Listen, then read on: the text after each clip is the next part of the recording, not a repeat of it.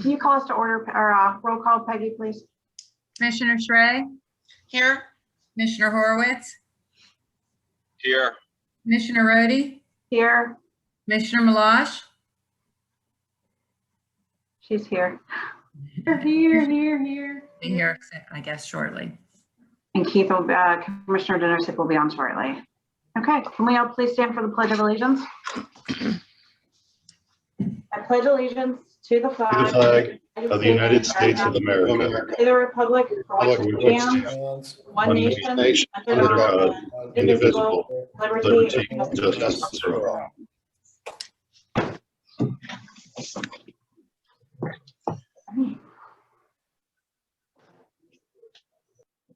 All right, at this time, do we have any public comment? Hello, this is Dave Scott. I don't know if this is the appropriate time, but I wanted to just chime in. I wrote a letter that I see is on the agenda for traffic calming study purposes, and just want to Mr. Scott, would you mind just giving us your address for the record? Sure, it's 6361 Oyster Bay Court, and of course that's South Fayette Township. Thank you. And I think the letter's kind of self-explanatory, but I wanted to just make an appearance in case there were any questions or you needed any additional information. If you're not familiar with the Villas of Wood Creek, there are townhomes and patio homes. I think there are probably about 180 residences all told, split between the patios and the townhomes. And there's a lot of activity in our streets, a lot of kids, a lot of elderly people, some younger than me even, and dog walkers and what have you. So a lot of us are concerned about the periodic excessive speed, frankly, and violation of stop sign controls. And just to be honest, I'm not innocent of sometimes exceeding the speed limit when I come down towards my residence. So I don't know if it's I know there's a procedure that needs to be followed in terms of measurement and satisfaction of criteria. But I would ask that the board consider instituting that study to see whether it, the traffic calming devices are warranted. Thanks. Yeah, I appreciate that. I did include your correspondence here for the board to take a look at. We did have a chance to discuss this briefly with Chief Phoenix. And my understanding is, the streets in question they're all cul-de-sac streets, so there's not a connection to another arterial road. So it's not necessarily like a throughway type of situation, but more of in and out of the plan, which hopefully is something that we might be able to, curb some behavior with, some visuals. We have a portable speed trailer that can identify speeds. That is a good deterrent. Maybe some intermittent or unplanned enforcement from our officers, and maybe even through some signage. So Chief Phoenix and I were going to take a look and come up with some kind of strategy as a first step, because I think our preference would be to try to catch it or to educate or change behavior before we were talking about putting anything in the ground that poses some challenges for winter maintenance and things like that.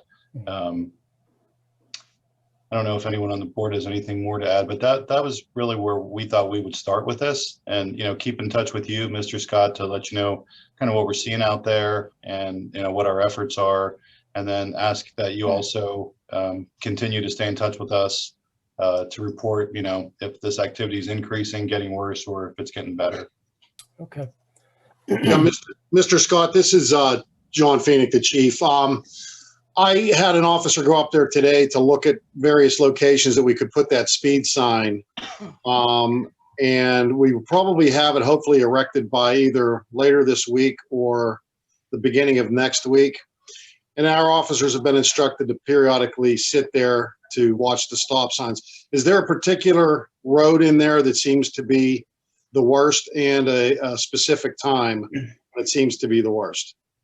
Well, the time varies, I think, but the longest stretch in the community is Oyster Bay Court, and I think, and it has a downgrade, you know, from Hickory Grade Road. So vehicles tend to pick up speed, some of perhaps inadvertently, but you know, nature being what it is and gravity being what it is, I think that that's the area of most concern, and that's where most people are taking walks and walking their pets. Time of day, I mean, you could anticipate what used to be rush hour, which doesn't necessarily exist much, or at least in the last year, but either in the morning or in the evening. But the principal concern is when people are actually walking, which is more the evening hours. Okay, we'll look into it, and you'll see cars there periodically throughout the next couple of weeks. We'll try to gauge what's the best time to be up there. Okay, well, I appreciate your attention to it, and I'll keep an eye on it myself, and hopefully we'll see some improvement in people's behavior. All right. Yeah, thanks for reaching out Thanks to for us. your time. Yeah, Okay, we'll keep the discussion going. appreciate it. Thank you. Okay. Any other public comment? All right. If there's no additional public comment, let's move on to correspondence. Yeah, outside of the communication that we just spoke of, two other pieces of mail came in, reports from Oak Ridge Volunteer Fire Department and Southbridge EMS. Both are just like really good, quick snapshots of their activity. EMS is just a one-pager, just showing you calls for the month and year-to-date type of statistics. Can see, you know, a lot of activity for Southbridge. Oak Ridge, you know, they did the same thing. They do this every month for us, and you know, they also break down the number of hours they're spending on training and non-emergency calls. So, you know, for me, it's good to just see what kind of drills that they're doing and going forward with, and how many of their guys are showing up, and how many hours they're spent doing it. So, it's a good communication to have with our emergency providers, and just wanted to make sure that we, you know, got it out there for the board to be aware of as well. Okay. All right, then let's move on to consent calendar items. Is there a motion to approve the minutes? I'll make that motion. Second. All in favor? Aye. Aye. Motion to pay the bills. I'll make that motion. I'll second. All in favor? Aye. Aye. Bank balances, John, do you want to go over those at all? Yeah, I mean, For matter of reference.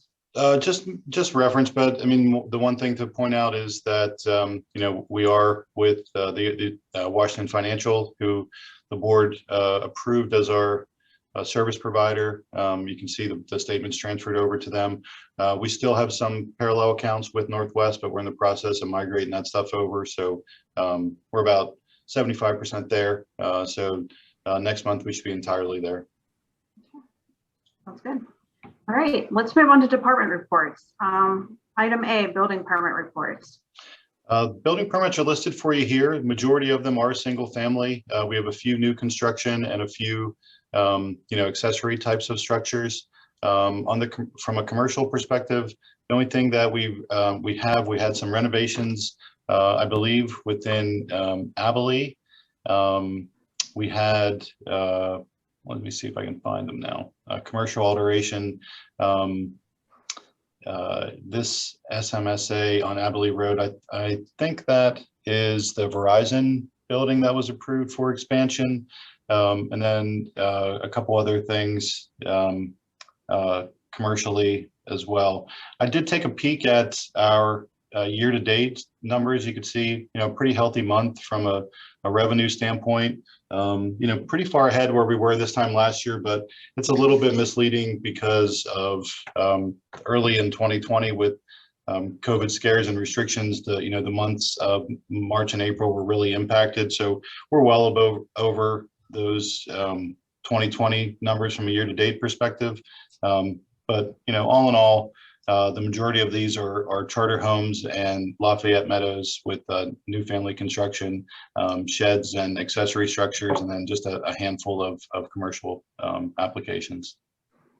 Okay. Great, thank you. Item B, communications and community development report.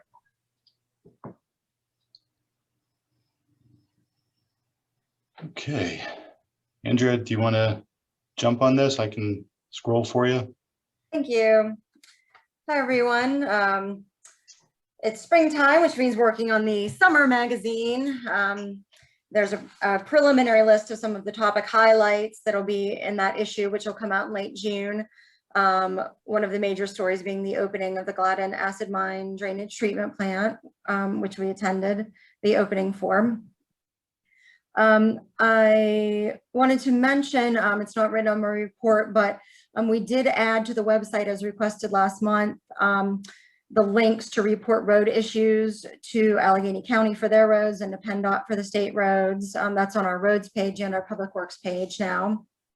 The military banner program is on track. Right now we have 66 banners, and Public Works has been doing a great job of hanging them. And you've probably seen some of them if you've gone down Miller's Run Road this week. And we are getting more. If anybody asks, we can accept the banner orders anytime. Right now, we would not be able to get them in time for Memorial Day, but when we kind of get the next batch in, we can schedule, Public Works to hang them in the future. I have about over 600 total downloads of the mobile app. The rate on that has slowed kind of since the initial push, but it's still being used. We had a glass recycling event the first week of May and collected 5.68 tons of glass. We're looking to schedule a second date this year, perhaps late August or early September. And that's all I wanted to mention. I'd be happy to answer any questions. No, but I do want to make a comment. Since you posted that link for PennDOT on our website, apparently people were using it. They put in complaints about the landslide on Miller's Run Road, which triggered a news story, which triggered response from PennDOT. I was working with PennDOT's traffic team, and they sent me pictures over yesterday afternoon. They brought out temporary signals, channelizers. They put up additional signage so that people could see and were more aware. So thank you for putting that up. I think it's going to be a useful tool for people to use. That's great to hear. And thank you so much. For anybody that doesn't know, Millie's Ice Cream opened down at Newberry Shops last Saturday. And within 2 days, Andrea put together this quick, ribbon cutting, turned around, and we were able to welcome them opening in the community. So thank you for that as well. You're welcome. Hey, there was ice cream, so it was a good time. It was a good time. They're doing very well, by the way. So everybody continue to support them. It's a local resident that owns that. So. Okay, well, the Lashes have made good contributions. Yes. Did you enjoy it? Really good. Yeah. I know. Dangerous. I wanted to make a comment also about the military banners. I think they look great. I thank all the people at the township involved in getting this put together. My fellow commissioners, the staff. I had the honor of helping them hang one of them. I think it's a real nice thing to see in the township. I thank everybody for their support. Hey, Becky, kudos to you for that. That was your vision, and yeah, thank you. It's really special and it's really nice. Well, I appreciate all the support from everyone. Put yourself in there. Thank you. Thanks. Good job, Becky. Thank you. And the commissioners would be pleased to hear, I had mentioned this to Commissioner Schrey, that we've gotten so much positive feedback from the banner program. And everyone just wanted me to, pass along how appreciative they are of having this opportunity. And I think it was something really positive for people to think about during a difficult year. Right. Good. Thank you. Great. Great. Thank you, Andrea. Thank you. Let's move on to engineers report. Yeah, Jason, if you're out there, I'll pull up your report if you want to review it. Thank you, John. Yes, our report is as dated May 5th, 2021. The report outlines the current projects we're working on within the township. All of these being active at the time. Coal Pit Run Road Culvert, we actually have a meeting with township staff next week to go over current design plans and proposed improvements. We actually have a meeting tomorrow with township staff to review some of the existing residential stormwater facilities to possibly improve upon those and get those taken over. The other items on the list are the current developer review projects. A few of these have moved into construction. Hastings Phase 3, we've been inspecting the preliminary geotech remediation work. BJ's development has broken ground, so we're inspecting there. GSL, that one's through, but we're just reviewing and approving the final plans. And L Point Lot 2 is on tonight's agenda for development. And if anyone has any further questions, I'd be happy to answer. No, thank you. Thank you. All right, let's move on to Park and Recreation's report. Good evening, everyone. Paula. Hi. John's pulling up my report. So I kind of copied Andrea and started adding some pictures to my report, because what better way to show the programs and events than pictures. So we've been having drive up bingo. We had one today also. It's been very successful. We've had between 40 and 50 people attending, and the seniors absolutely love it. So we're going to continue that through the summer also. One thing I want to bring up to your attention is the we were having some delays with the playground projects, but it seems like we are going to finally get that underway in the next couple weeks. So you will be seeing construction at Boys Home Park and at the entrance pavilion, starting those, and hopefully we can get those finished by end of summer, beginning of fall. The other thing I want to bring up is we brought a new person on board this week. He is unable to attend tonight. He's also going to grad school in the evening, so he wasn't able to join, but his name is Ian McNeil. And he was able to join with Drive Up Bingo today, and he really enjoyed it. So I'm happy to have him on board, and he will be part-time and taking over kind of the programming aspect of the department. Other than that, John and I will touch base later on about the Fairview Phase 1 bid. But other than that, if you have any questions about events or programming, I'd be open to answering those. Two things. Summer camp. What are your sign-up numbers? Or it hasn't started? Did it just start? Nope. Registration's been open since about end of February. Ian and I actually just looked at the numbers today, and it's about half of what we usually have. So. But it's about between like 20 and 30 kids a day. Okay.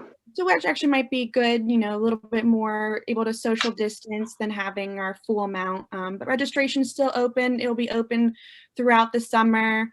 We have COVID policies and procedures in place that have already been on the website, and parents have to agree to it as they register. So everything's upfront.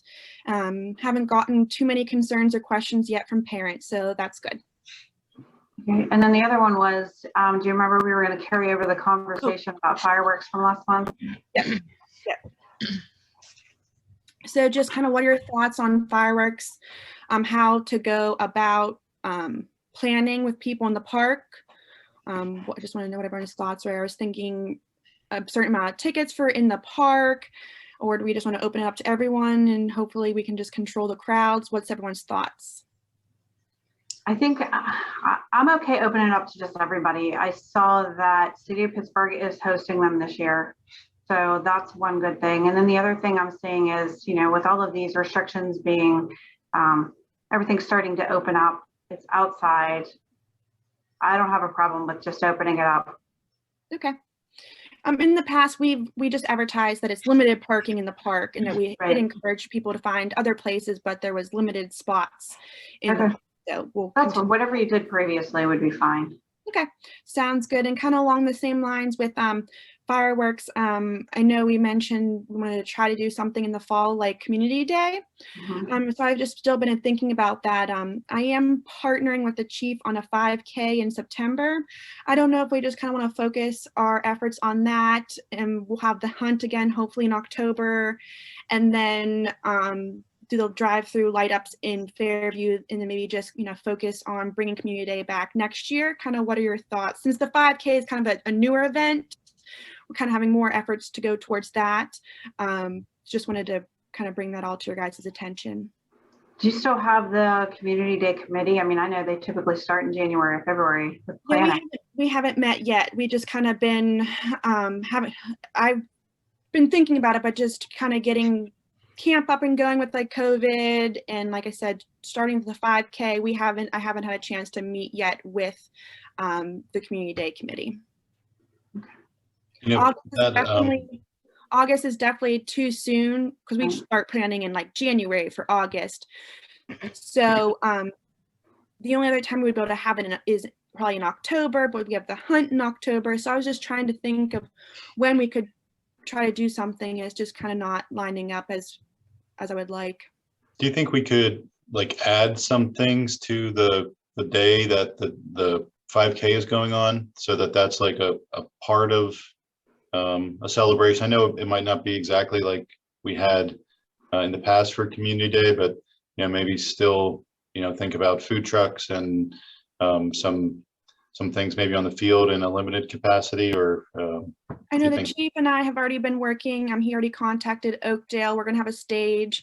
Andrea's gonna be playing, so we are gonna have some community elements. Food trucks, I think Over the Bar is going to have alcohol there, so there will definitely be you know, more of a gathering element to the 5K already planned, and we can expand on that.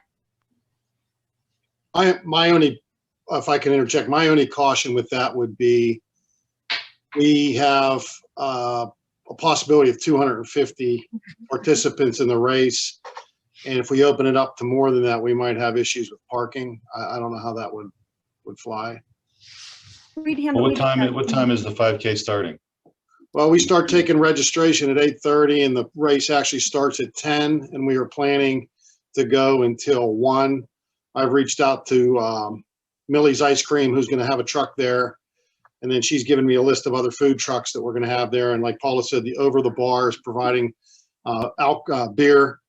And then there's going to be live music with Andrea's band and some other things too, as far as the 5K goes. But my biggest concern would be the parking. I don't know if we can do transportation from a different location or whatever. But I'm pretty much expecting we're going to be filled with the 250 participants in the race.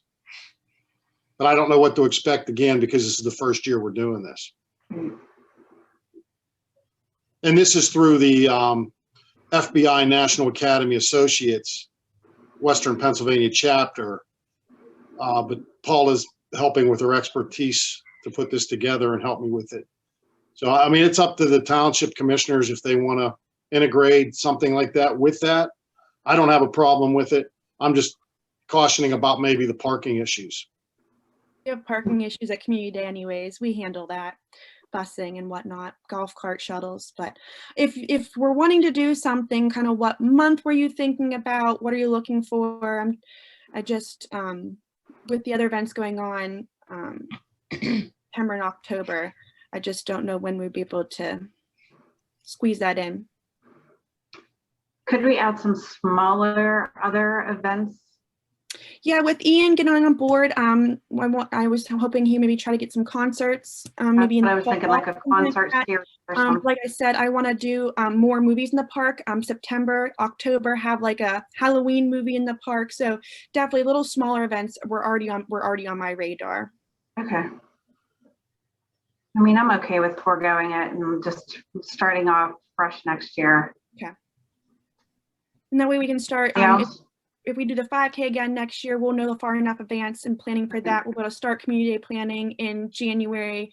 We'll have Ian on board, so we'll be able to have more hands on deck and everything like that. So. Okay. Perfect. Sounds good. And obviously, we're gonna get more lights for the holiday event, so that's something to look forward to too. Okay. All right. All right, thank you, Paula. Yep. All right, Paula. Thank you. let's move on to police report. Good evening, everyone. I just have one item tonight. We began our entry-level police application hiring process. We started collecting applications in April. We had a total of 59 applications paid for that went out. 49 of those came back. We had our physical agility test on the 5th of May. And then Saturday, the 8th, this past Saturday, we had the written exam. So I'm looking to certify the list, do the oral interviews the first week or second week in June, and then have a target date of the beginning of August for the new officer to start. By going over the list, I kind of did today with the top 20 that we're going to interview.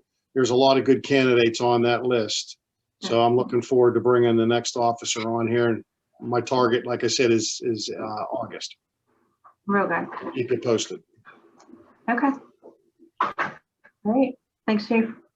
Sure. Let's move on to Public Works report. And excuse me, John, Butch said unfortunately his microphone is not working. So Okay. perhaps we could speak on his behalf. Yeah, sure. I mean, I think that for the most part, with the good weather, the Public Works has been trying to work in conjunction with our annual road paving contractor and taking care of all of the prep work that needs to be done with inlet adjustments and whatnot. I know that they got a jump on it late last year. And when we had our pre-construction meeting, shared with them that we were just about finished with all the roads on that list in terms of their adjustments. So the good news is when the contractor comes in, it'll be, just paving. We won't have to be slowed down for too many adjustments to inlets or soft spot repairs, things like that. We're starting to gear up for the summer weather. I know we'll be looking at bringing on seasonal employees to help with some of the grass cutting that's going to start sprouting if it hasn't already. And we spent some time. I know the board spent some time with our consultant, but we also reviewed his report with Public Works staff. So some of the items that were mentioned in there with regards to like a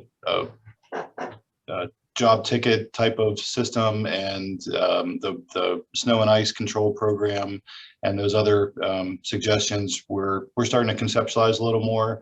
And then I think ultimately we want to review with the board where we are with direction on the structure and then look to start an implementation schedule moving forward. I don't know if I copied everything that Butch was going to hit, but those are some of the high points. If anyone has any questions, I'll do my best. No questions. All right, thank you. All right, let's move to request tracker. Yeah, the request tracker complaints are here. A lot of them seem to continue to center around trash and recycling pickups that we're handling and addressing. You can see that they're growing a little bit. We got a good amount of requests that continue to come through there. And one thing that we're trying to do is just close them out, like get in contact with residents that complain, letting them know that we've addressed their concerns, even if it's something small like an animal on a road. Once we pick them up, we're circling back with everyone. One thing I did want to point out, I know there was some dialogue not related to the request tracker, but I know that the porta-john issue in some of the parks was raised by some residents. So we did do an inspection. We did get in touch with the supplier to expand the number of units that we have out there, make sure that none of them are broken, that we've added some accessible units as well. And then I think moving forward, we want to take a look at making sure that we have at least plans in place. So even if they're on a multi-year schedule for restrooms in parks like Preservation, that's seeing a lot of activity around soccer, so that we can kind of upgrade from the porta potties to something more permanent. Okay. Thank you for adding that in, John. Sure. that the same thoughts in Fairview too, John, to add porta-johns or facilities that are permanent? Yeah, I mean, we have them in 2 locations now, and when we add through this phase that you'll be considering tonight, there will be another pavilion that does have restrooms. So we will be adding more restrooms in Fairview in the coming months. So that should help as well. Yeah, for the amount of people down there, I mean, they do need more facilities. Yeah. For that. Yeah, they're spread out. So there'll be 3 sets of restrooms, but we might still have a need for some of the portable ones as well. Because when they rent that pavilion, you don't want people walking from the ball fields up to use the bathrooms up there, I guess. So it'd be nice to be able to separate that. Mm-hmm. Okay. All right, thank you. Let's move on to assistant manager's report. I saw Pat jump on. Yep, I'm here. A little Sorry, while ago. I'm late. He's out there. Oh, no, you're fine. Go right ahead. So this month, we did another billing, obviously, for the escrow process. I'm proud to report that from the time that we actually started billing out the current and billing out the past due balances, we've collected about $150,000. We received a nice check today for an additional $20,000. So the number is definitely going down for the outstanding escrow accounts that have been basically out there. The LERTAs, I've been in contact with the various LERTA applicants we have and setting up the information to make sure that we stay on top of the process and make sure that the paperwork is getting back and forth between all of the local taxing bodies, our local tax collector, the county, and obviously the school district. And Bob and John have been a great help with helping me through that process and stay on top of that. The PBEC COVID-19 reimbursement, with all of the commissioners coming down and signing the form, I was able to submit all of that paperwork to PEMA. So they'll be cutting our check for around, or they'll actually be doing a wire transfer to the bank for our $9,500 for the PEMA reimbursement for the PEMA grant that we applied for in early February. I believe we've already talked about the military banners, so I'd like to thank Butch for obviously getting that done. He got 33 up on Washington Pike and 33 up on Millers. And I know Commissioner Stray was right there in the middle of it. I was. So it's a great program, and I was proud to be part of it. So I'm thankful that, I mean, it's a great start, and I'm sure we're going to have a lot of more requests for that program. So right now, I'm also assisting John with the RFP for the pension fund investment managers, sort of working through that.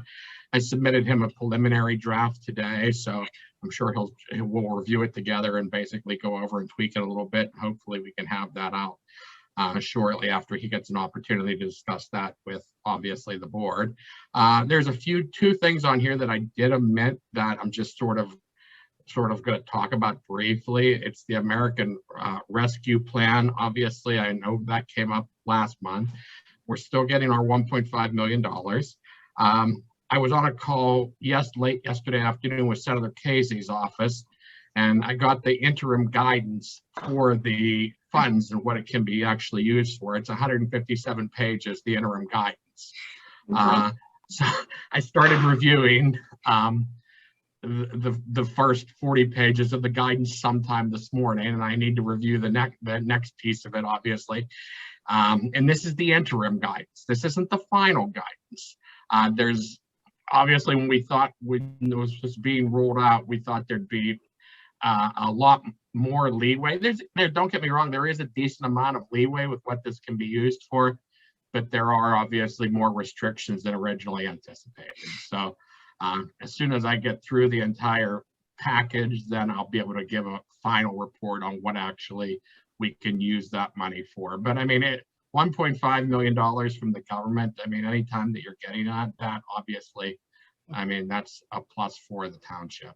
And last but not least, I would be remiss in not reporting that Tom's Run Road, I know there's been a lot of calls to the township about when Tom's Run Road is going to be reopening, and they'll be reopening between Monday and Wednesday of next week. There's been no definitive date, but I've been guaranteed that it's going to be between Monday and Wednesday. It'll definitely be reopened. So we can let our residents know, because like I said, that's been a hot topic over the past few days, because I know people are getting tired of the detour. So that's it for my report. If there's any questions, please let me know. No, that's great, Pat. Thank you so much. Thanks, You're Pat. welcome. Thank you. All right, let's move to manager's report. Yeah, thank you. I submitted my report. It's up on the screen here. I do want to have some dialogue with the board this evening about a couple of these items. First, just wanted to point out that, a lot of our, we had a really aggressive capital plan for 2021, and we are doing a good job of getting things out the door. So we made some progress on the road program. Tonight, we're making progress on getting first phase of Fairview out to bid, including the splash pad and whatnot. So just, expect a lot more activity on those items as the year progresses. I did want to talk tonight about our status with regards to COVID. I know that, we're obviously we're in a hybrid setting now, and with more and more people being vaccinated and restrictions being eased, I think we need to at least get it on our radar what our, kind of reintegration plan is, so to speak. And really what part of what triggered this is a request that the township received from our seniors to move back into that room. And, I shared with them that I thought we were going to have to be, kind of measured with our approach, that it wouldn't be a situation where it's closed today and open tomorrow. We still want to ease into things. So I just wanted to share with you what I was thinking, and then, let you guys comment on that. We don't have to make any final decisions this evening, but I at least wanted to start the discussion. I mean, my thoughts are that right now we're working in a hybrid model here. The doors are closed to the public. Staff's working in a hybrid setting. We're both in the building and remotely, and we're trying to structure it so that we don't have more than there's outside of the public works laborers and the police officers. We have about 16 employees that interact in this administrative space. And when we went to this model, my goal was to try to keep that to just about half, to about, no more than 9 in the building at one time. I'm thinking we might be able to ramp that up a little bit to get to, maybe from 9 to 12. Still rotating in for the time being, but starting to introduce more people into the building. Obviously trying to be safe while we're in here. With requests for the seniors, my thoughts were we would need to, limit the number that we're talking about. I mean, I think that for most of their events, they are small. When we talk about them playing cards, or I know they have, a mahjong thing going on occasionally. I think the things that we want to maybe still be a little approach with trepidation might be just the luncheons, where they, have a big crowd and the speaker, and in the past we've seen that room, really full, and it feels like maybe we might want to avoid those for the time being until we're able to get to a higher vaccination rate and have eased restrictions elsewhere in the building. I thought that we could do maybe those first 2 things in June, maybe look to July to opening our doors a couple days a week. Right now, it's by appointment only, and people call and we have pickups, and it's kind of working that way. We haven't just had, what I'll call open office hours for the public. I thought maybe we could introduce those as a first step, a few days a week.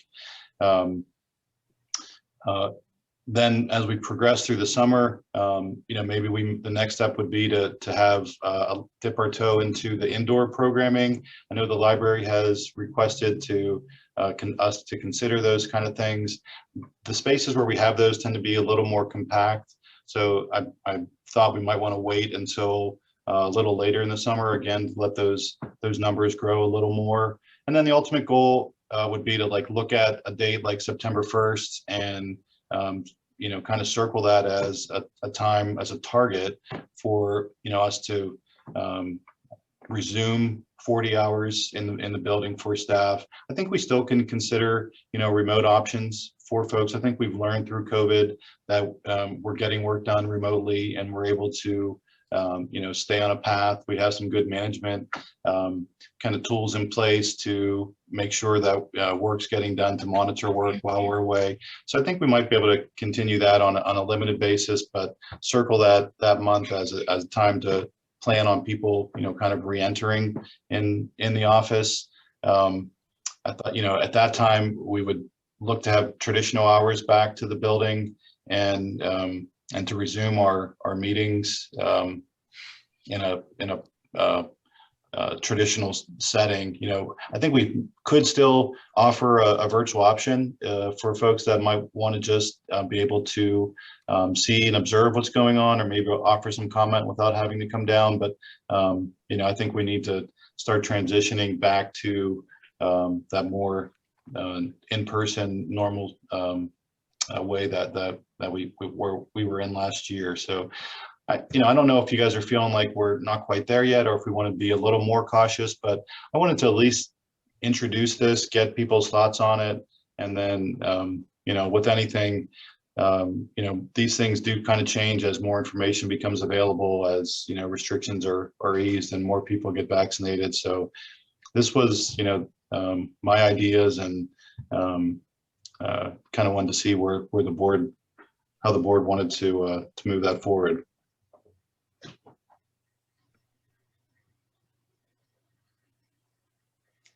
So the library is not doing any indoor programming right now. Right now, they're not. They're not scheduling any indoor programming. Their doors are open. They do have limits to the number of people that can be in the building at one time, but they're not offering any type of programming in the like multi-purpose room that we share.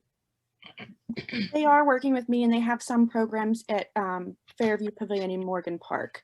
So they do have some program outside. And with more restrictions being lifted, I can have Morgan Park can be used more, and the pavilions can be used more also.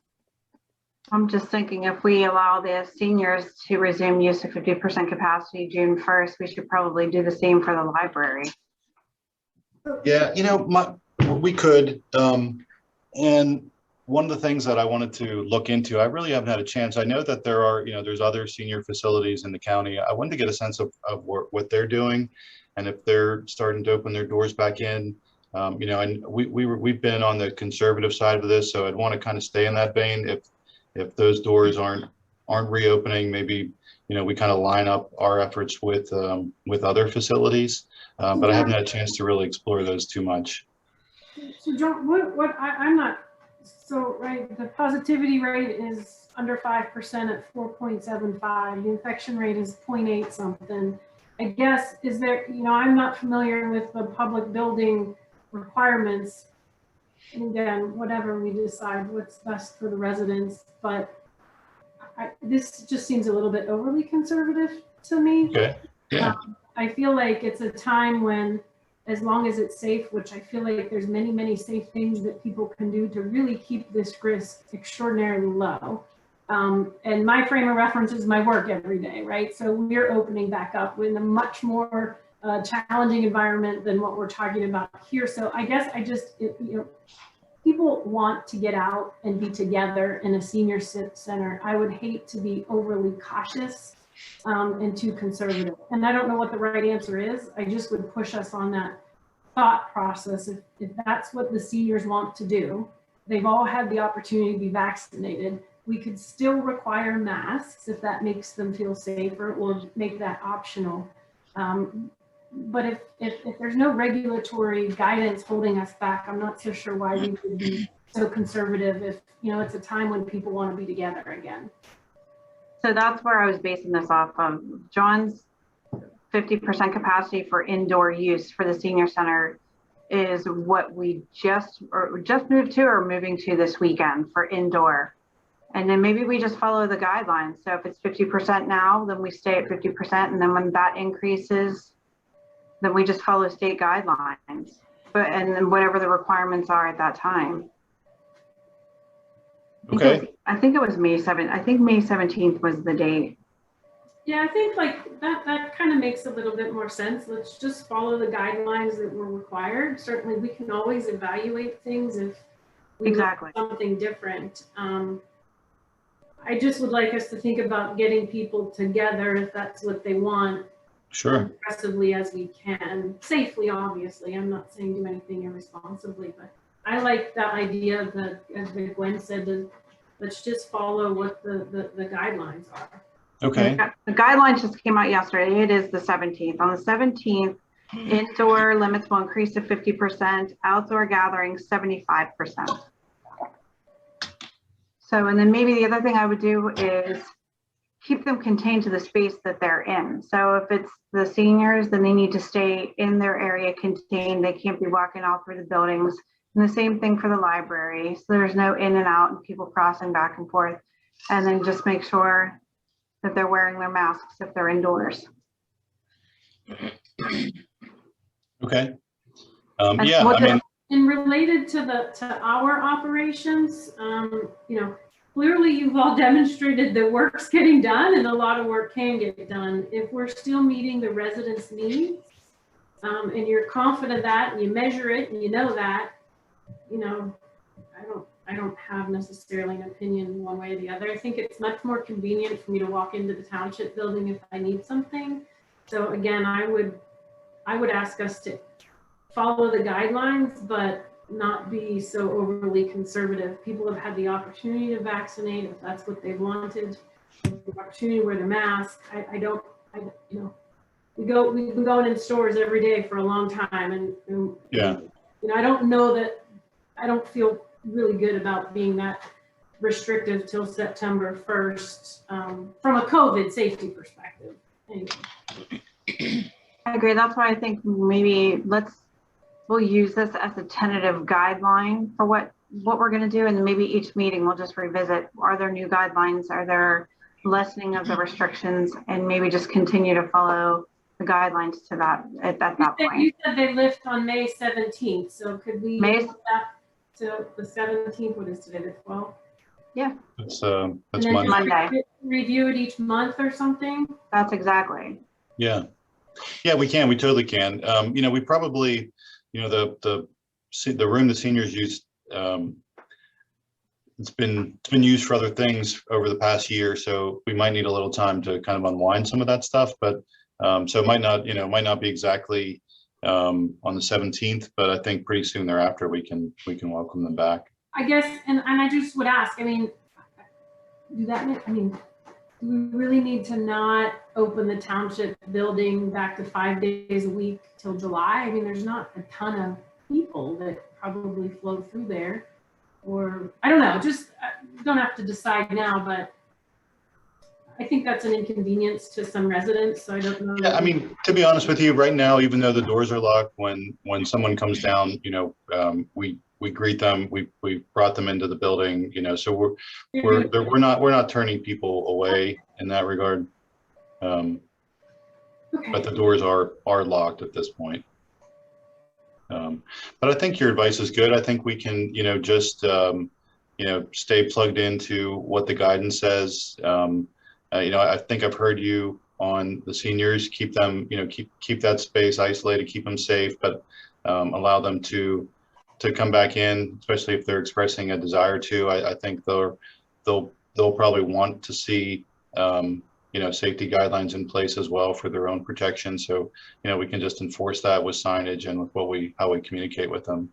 And then I guess the last chunk of that would just be, you know, our meeting schedule and when you want to think about you know, getting back in a room together.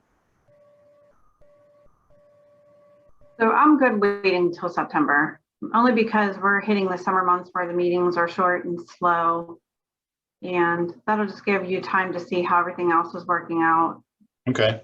And we'll just go from there. I mean, I don't think we've had any residents complain that we're not in person, have we?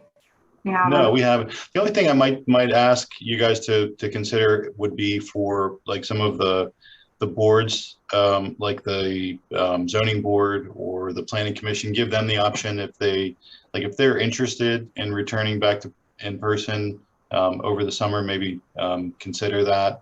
Obviously with somewhat restrictions in place, but if you guys would be okay with that. I know that the planning commission seems to work fine in the remote setting. The zoning board seems to struggle a little bit, just in my opinion, with like the way the meetings flow and like how evidence is presented and whatnot. It can be a little more challenging in the remote setting, but they haven't, that board hasn't necessarily expressed an interest in wanting to return. I thought maybe we could just offer that to them if they had an interest in getting back sooner. Okay, I'm good with that. Okay, well then we'll just make this a point of discussion next couple months. I'll just update you on changes we've made. If anything, drastic changes between now and then, I'll be in touch with you about, what we're thinking and make sure you're aware of any changes we make. Just to throw one thing in there, when you're talking about the seniors and opening back in, if people want to be overly careful, the screening process is one of the layers of protection, right? Right. But whether you do the temp and if you have a temp and you're symptomatic, you should not be anywhere right now. Yeah. Other than that, you're okay. So that just might be something you want to add in as you're going through this process. Okay. Yeah, thank you for your feedback. Appreciate it. Just a couple other things to note. The traffic signal at Alpine and Road 50 is live. Yesterday at 10 a.m. it changed out of its flash mode and is now live. We are in that 30-day test period. So, I would ask, you, Chief Phoenix, and your officers, if you have any reports of, either the light malfunctioning or whatever it may be with that intersection. We do have a 30-day window where we can report those issues or those problems to PennDOT. I mean, the lights are ultimately going to be ours, but we're in that 30-day test period now. We made a call to the company today, John. We had a complaint that the going westbound left turn signal to go up Alpine Road wasn't turning. So we reached out to the company and they said that they would take care of it. Okay. No, thanks for letting me know. We'll keep a little log on that stuff so we can, keep those complaints fresh, but it's good to know that it's installed finally. I know it was a long wait for those poles, but they are in place. Next, I gave you guys an update. Paula alluded to it with our playground replacement contractor. We had this weird back and forth with them. Hopefully we're on good ground now. I mean, in the grand scheme of things, it's a relatively small project, so it's a little disheartening that we were having any hiccups with it. But it was an out of town contractor that proposed to do some of this work with subs. After we awarded the contract and signed the contract agreements, they had stated that one of their subs had backed out and asked us if we'd honor their replacement subs pricing. And when we looked at it, it was a lot higher than what they had bid. So we told them no, that we couldn't, and asked them, if they were going to finish the job or if we're going to mobilize. We do have bonding in place, so we do have leverage. After some debate and discussion with them, they have agreed and they have given us a schedule. So they will mobilize. They're starting at Boys Home Park. Hopefully that all goes smoothly. We'll certainly be monitoring them and observing them while they're out there to make sure it all goes smoothly. And we're starting there on purpose because we don't really disrupt anything there. It's not a replacement and a new install. So we were trying to avoid having, at least at Fairview, having that playground down for the summer months. So we were trying to do that earlier. So we're a little behind the 8 ball there, but hopefully if they come back and we get some good weather, it'll only be a short period of time while they're doing work in Fairview. The pavilions can stay open while they're out there, with the caveat that there will not be like a handicap access, like a paved access to it while they're in construction. We'll have orange cyclone fencing around it. So I know that Paul has been reaching out to folks that have rented it on those with weekends that could be impacted, just to make them aware. So if they do have guests that, this would pose a problem to, perhaps we can make some other arrangements, or perhaps they might want to reschedule, but we didn't want them to be surprised when they came out. So, it's always the smaller project that can be tricky, but I just want to make everyone aware where we are with this, because I think we stated to you in the past that we thought these would be open and complete at this point. So the fact that we're just now starting them is a little troubling, but we'll get it back on track. Fairview Phase 1, I'll kind of wait until we get there on the agenda to share with you. It's, basically just outlining that we are advertising the project this evening with your consent. Pat mentioned, a request for proposal for pension advisory services. We have put a draft together. This is, a third-party provider that we haven't really looked at for a number of years. Performance as far as the pension plan has been okay, but like personalized service to the township maybe is where I think we're lacking a little bit, as well as, the admin fees seem to be on the high end. So we're hoping that through this process we'll improve those two items. And perhaps it'll be the same provider, but at least if we issue this and get their attention, maybe we'll get a little bit better service. So I think it's a good time to do it. The plan is growing, so we're not talking about a small amount of money. There's about 13 million in the plan. So I think we'll generate a good amount of interest. And if we do make a change, I think we'll see, an improved level of service there. Talked about the Oyster Bay traffic calming request, so I won't go into detail there. Andrea mentioned the acid mine drainage project at Gladden. I know a lot of you came out to the opening and are aware that it's there. What I mentioned in my narrative here is just to be aware, putting on your radar that, we've been really fortunate that this facility is up and running without really any tax dollars to support it.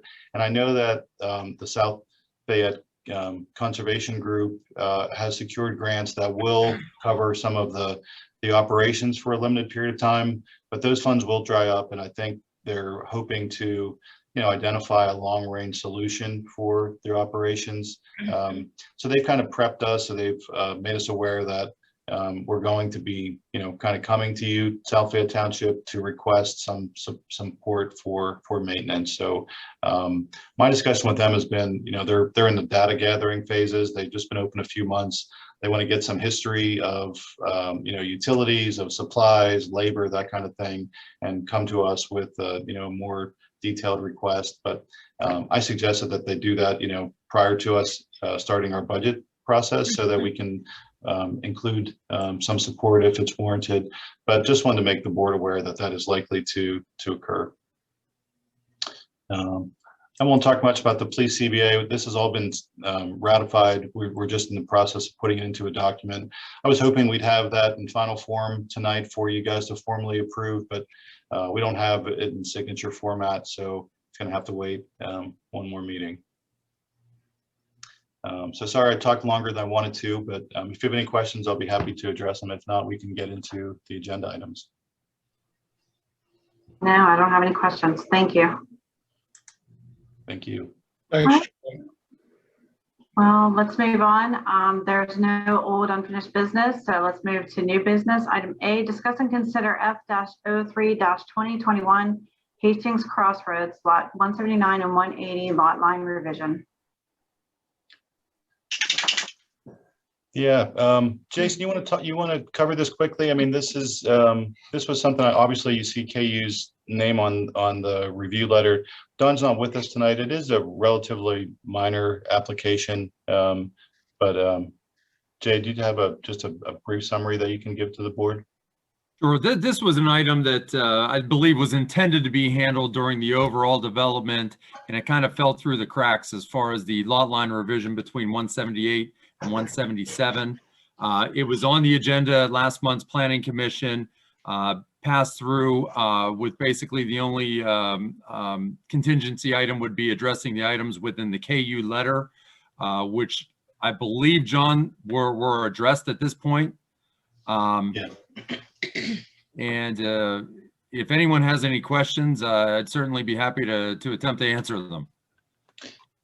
Yeah, this is related to the veterinary clinic and the other hybrid building, Crossroads building that was approved. They needed a lot line revision with it, and some, we just, that detail didn't make it to the board level. So we just want to make sure that we pay attention to all the details and ask you guys to formally approve that lot line revision tonight. And just of note also, John, there were no new lots created. It was just simply a revision to the lot line itself. All right, is there a motion to approve F-03-2021 Hastings Crossroads Lot 179 and 180 lot line revisions? I'll make that motion. I'll second it. All in favor? Aye. Aye. Motion passes. Item B, discuss and consider SP-04-2021 Alpine Point Lot 2 Preliminary and Final Land Development Plan, Energy Drive Zoned B1. I'll kick this over to you again, Jason. Certainly, John. At some point I will reach out to see if the developer, his consultant, is here, but I'll give a brief introduction to it. Alpine Point Lot 2 is a commercial development for an approximate 40,000 square foot flex building on Lot 2. The lot itself is a 3.68 acre parcel that was pre-graded as part of the overall development for the industrial area there. The original review letter went out prior to the Planning Commission and was dated April the 15th. The developer then presented plans at the Planning Commission, as well as addressed our comments. And we do have a few very minor hanging items, but I do want to bring them to your attention. In our letter on page 3, and it's part of the overall referral process, the fire department comments, I believe that was just an oversight that they didn't address the fact that the fire department had some comments in there. They were very minor as far as hydrant placement, and quite frankly, those would be taken care of during the building permit process. So we're certainly okay with that moving ahead. Moving beyond that, on page 4 of our review, our transportation and traffic engineers reviewed the consultant report by Wooster, where they determined the PM peak hour trips, which would calculate the proposed impact fee associated with the development. And we calculated that number to be $53,808. That's largely based on the use and the square footage of the building. Beyond that, on page 7, stormwater management, they essentially got through all the stormwater comments. We were okay with all of that. Moving ahead to page 8, and I did want to bring attention to this one. They do show a pretty robust landscape plan for the lot itself, but it doesn't meet the buffer requirements that are outlined in the zoning ordinance. And our zoning ordinance does allow the commissioners to grant relief from that. And it's my understanding that on previous developments within Alpine Point, they have granted that, but it would be a separate motion if the commissioners would so choose to do that. We're in agreement with it. They provided a lot of documentation based on topography, based on existing vegetation and tree cover on that lot. And the intent of that ordinance item is to screen between the development and any residential areas. And they've adequately have proven that the closest residence is over 700 feet away, and it's pretty well screened between those two locations. We're certainly in favor of the commissioners granting that relief, but again, it would be a separate approval item to do that under that ordinance item. If anyone has any questions on that, I'd be happy to try to explain. So Bob, would we do that motion tonight as well to waive or deny? The waiver The request, landscaping? yeah, we have to address the waiver request. Is there one? I didn't see one on there. Yeah, I'm sorry. I don't think we made it to the agenda. That's an oversight on our part, but if we can make that motion, we'll capture it in the minutes. Okay.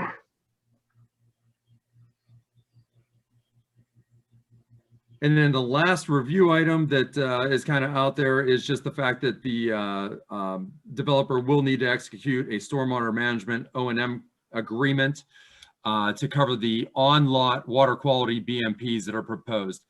When the overall site was developed, there's a stormwater facility that basically detains the stormwater for all of these lots. It was pre-designed to accommodate that. But since it was developed, DEP has come out with new guidelines for on-lot BMPs that are requirements. So they did address those items. They will be permitted through the MPDS permit, but we do need to get that O&M agreement in place to detail the long-term maintenance of those arrangements. And on this particular lot, they entail a rain garden and some water filtration snout devices within the inlets. And if Mr. Cooper from Gateway or Mr. Declois from the development group is on and would like to actually present the plan or address anything, they're more than welcome to jump in. Yeah, thank you, Jason. This is John Declois, representing the developer. Good evening, commissioners. I'm happy to answer any questions. Happy to be here tonight. Alpine Point has been in the works since 2012, so we're excited to bring a spec building out of the ground, and happy to present that to you tonight. If you have any questions, I'm happy to answer. Thank you for the consideration. Do you have anybody wanting to move into those buildings yet? Any idea? We do not, no. How much more space do you have up there to build? So we have lot 4, which would be directly behind Columbia Gas. Okay. We have a conceptual building design there. It could accommodate up to maybe an 80,000 square foot building. And then everything was the funnel into that one kind of a drainage pond below. That's correct. Okay. The pond and the park was designed to accommodate 253,000 square feet thereabouts, and we're going to be considerably under that. Okay. That's all I have. Thank you. Thank you. Okay. So we have to do 2 separate motions then. One would be to approve the plan, and then the second would be the waiver, correct? Correct. Okay. All right, then is there a motion to approve SP-04-2021 Alpine Point Lot 2 Preliminary and Final Land Development Plan Energy Drive Zone B1? Make that motion. I'll second it. All in favor? Aye. All right, and then is there a motion to grant the waiver request for landscaping requirements for, there we are. That would be Energy under Drive ordinance Plan. section 240-98. 240-98. I'll make that motion. I'll second it. All in favor? Aye. Aye. Motion passes. Good luck, John. Thank you all very much. You're welcome. Yeah, thank you. Thank you. Thank you. Item C, discuss and consider resolution 2021-09 DCED Greenways, Trails and Recreation Grant. Yeah, this is a boilerplate resolution. Township intends to apply for this Greenways, Trails and Rec Program grant, $250,000. We'd apply it towards the baseball field development in Fairview Park. Is there a motion to approve resolution 2021-09 DCED Greenways, Trails and Recreation Grant? I'll make that motion to accept it. I'll second it. All in favor? Aye. Aye. Motion passes. Item C, D, discuss and consider tax refunds. These were through the appeal process. They all seem to be, I think they're all residential in nature, if I'm not mistaken. And these came to us via the tax collector. So these would be refunds that appeal process was applied for. And I think they went through a process, and now we're looking for the board to make the adjustment. All right, is there a motion to approve the tax refund list? I'll make it. Again. All in favor? Aye. Aye. Motion passes. Item E, discuss and consider the second partial payment to Alex E. Paris Construction Company Incorporated for the South Fayette Municipal Building Phase 1 in the amount of $188,320.14. Yeah, if there's any questions on this, this is the site work on the Hickory Grade site for the Township Building Police Station. I'd make that motion. I'll second it. All in favor? Aye. Aye. Motion passes. Item F, discuss and consider a motion to advertise Phase 1 of Fairview Park Improvement Project. Yes, this is a motion to advertise. And this first phase includes construction of a roadway from Bayview to the top. This is a drawing that the engineers had given us, that HRG had given us. I'm going to pull up, I took that one and I marked it up a little bit to show you what would be included. Everything in yellow here is that first phase. So Mayview Road, this is the intersection. It'll come to an intersection with Hastings Park Road, which is the road that'll take you to Chartiers Bend Retirement Center. Obviously go up and into the park. The road will then come here for parking and whatnot, also create a loop around it, additional parking. This is a dog park area. There'll be some fencing around that area. Everything in yellow would be included in this first phase. These items in orange here, which include the splash park and a pavilion restroom facility, they're not actually included in what's being bid tonight. They will be part of the project. We're going to install them through the CoStar system.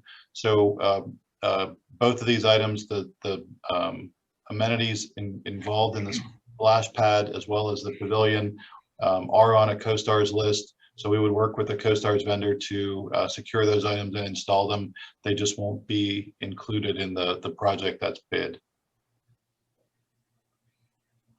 So I guess a few weeks back, I had the opportunity to sit down with John and Paula with the vendor that's doing the splash pad. And I am so excited about it. John, do you have any pictures of it we can show?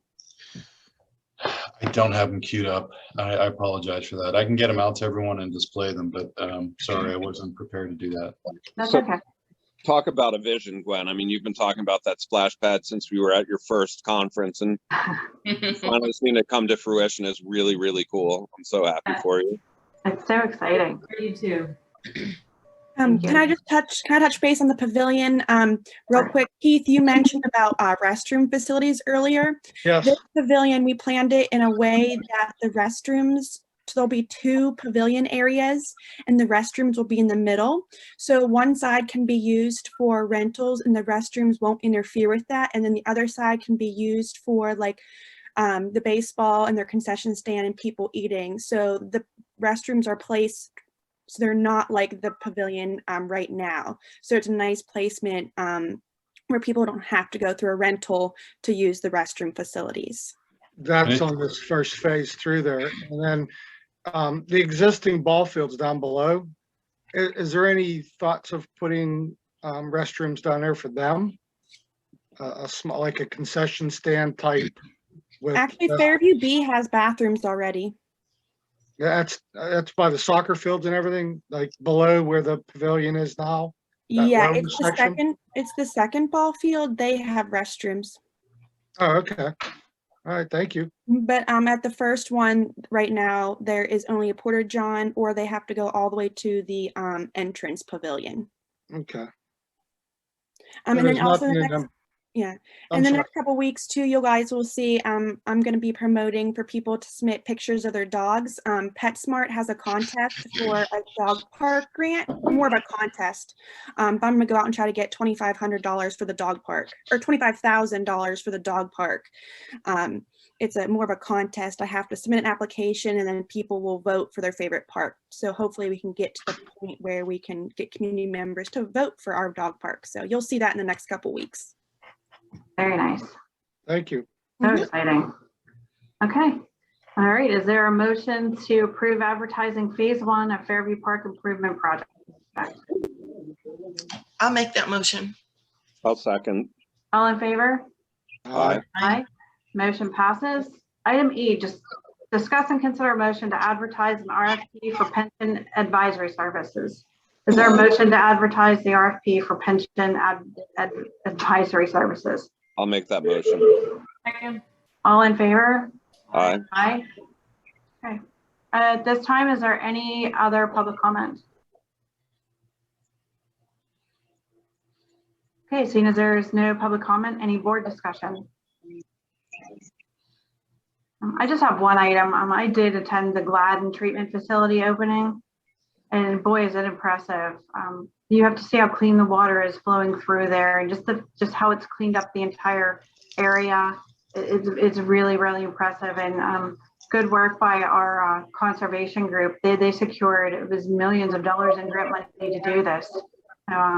Very thankful and appreciative for it, and looking forward to all the recreation opportunities we'll have because of it. It's fantastic. It's so exciting. It really is. Everyone talks about it. It's and everyone noticed that. So it's a really cool thing. It was very cool. Okay. Solicitor's report. Yes, I was involved this past month with this DCNR grant and this problem with this Acme construction contractor. Hopefully this matter has been resolved, and there is a performance bond in place in case he doesn't perform as anticipated here. So hopefully we're past this problem. Also working on completion of the Mod Wash developers agreement. The O&M agreement was submitted to the developer today for review and approval.